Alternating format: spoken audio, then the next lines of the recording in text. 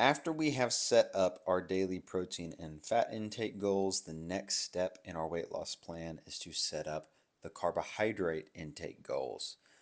And though they've commonly been considered bad in the past, it is important to know that carbohydrates are a valid and important source of energy, especially during intense training. Even more so, foods that contain carbohydrates are usually rich in fiber if we're talking whole foods, and fiber has been proven to have a variety of benefits for the digestive system. But once we have the daily protein and fat intake calculated, the remaining calories can be allocated to carbohydrates. To determine this, you can subtract the number of calories from protein and fat from your daily calories and then divide that result by 4, which is the number of calories per gram of carbohydrates. Here's an example of calculating everything you need to know from top to bottom for an individual who weighs 200 pounds and is moderately active.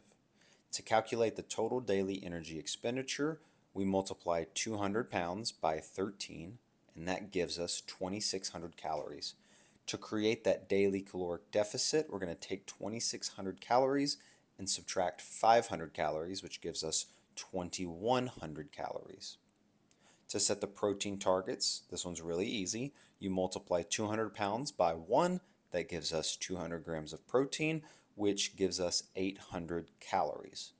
To set the fat targets, we multiply 200 pounds again by 0.45. That gives us 90 grams of fat, which is 810 calories.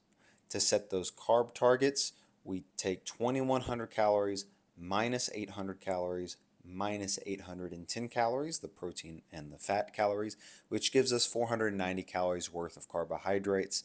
And to put that into grams, it's 490 divided by 4, which gives us 122 grams of carbohydrates per day.